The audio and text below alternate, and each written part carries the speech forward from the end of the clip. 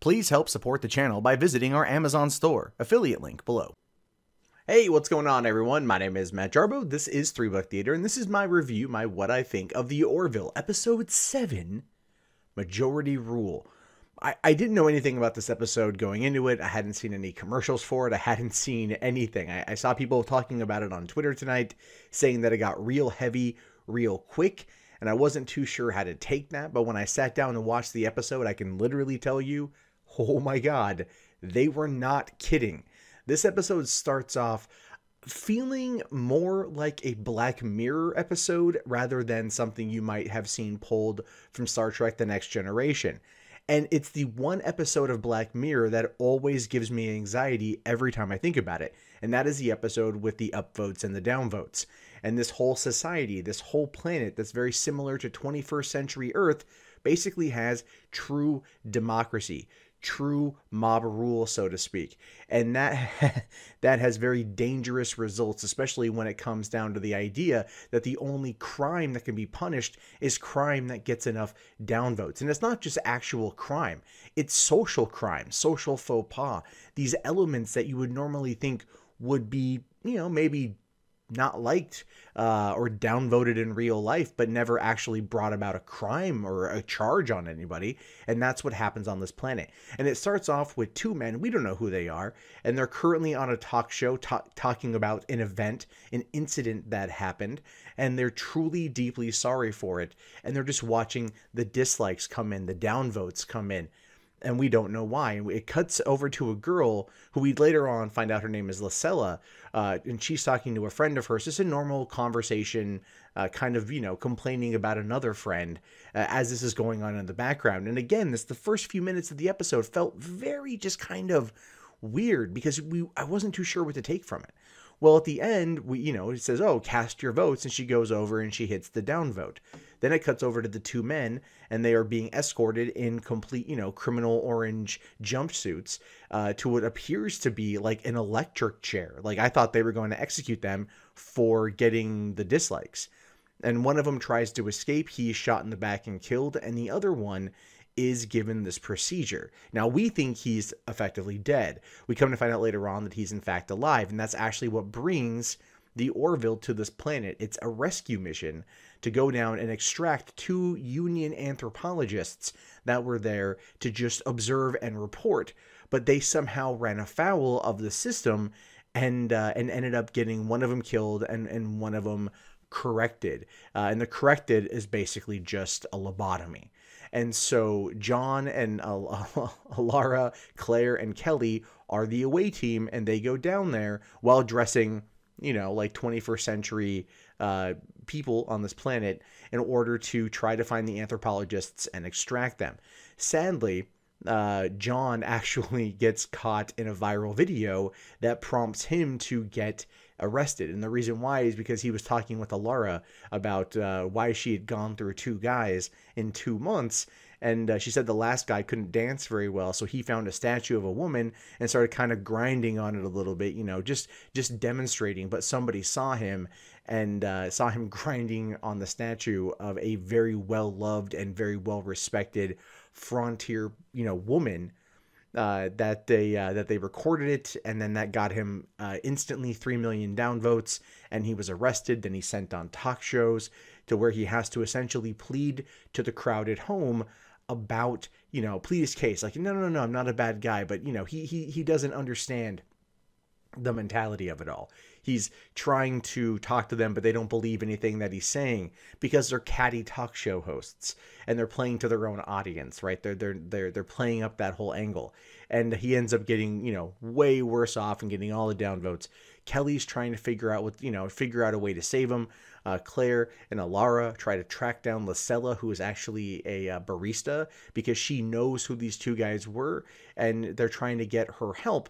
And in the process, and this is where it's kind of funny, is Alara's wearing this hat, this really goofy looking hat, as a way to cover up her, her head. And someone sees her and notices that she's wearing this hat and that she shouldn't be wearing the hat, and says that she's disrespect or pissing on his heritage and basically, tries to pick a fight with her, tells her to take it off. She says that she can't. People start pulling out their phones. Claire intervenes real quick. They go to the bathroom, and this is when Lysella comes in, and she sees that clearly this person is an alien, is not human or whatever they are. And they end up, bringing her on and basically filling her in. They tell her that, well, they're from other planets and that they're here to rescue their friends, and they explain the situation to her, and then she actually agrees to help them track them down.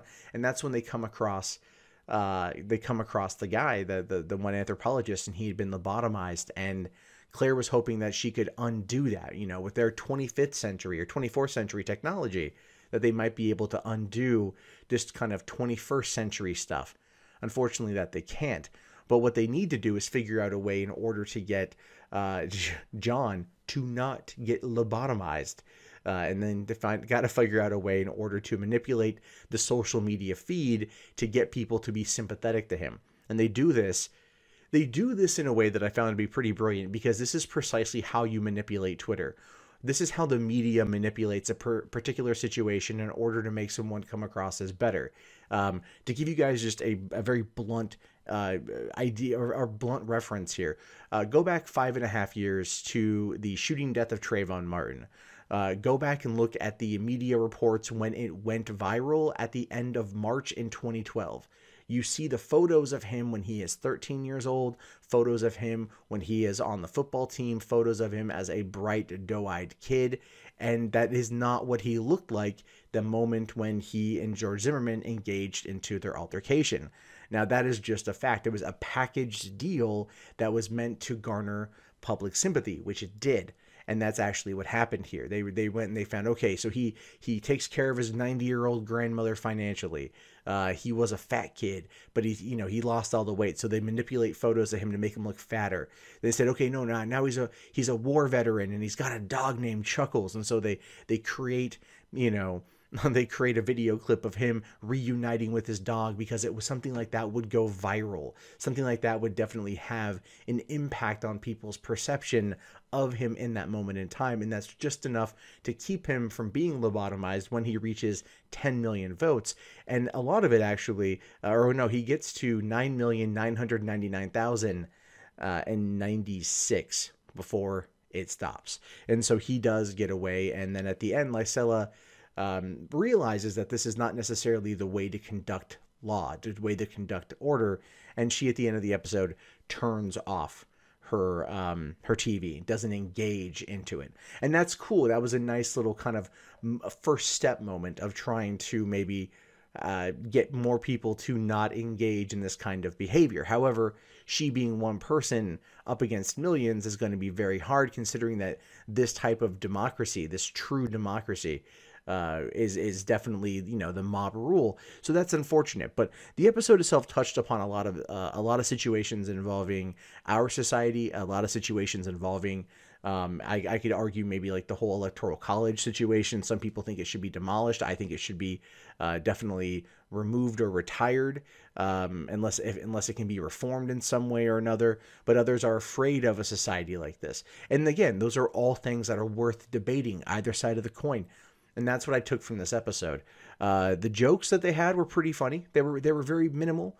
They were very funny though. Like when they brought Lysella up there and they're all sitting in the conference room talking, Ed turns to Bortus and says, "Remind me to put some water and some pretzels out here." And he's like, "Understood, sir. I won't fail you." And I just thought that was great. Like this great little line about just makes no sense as to why it's there, but it just lightens the mood enough. Because the episode is in fact depressing.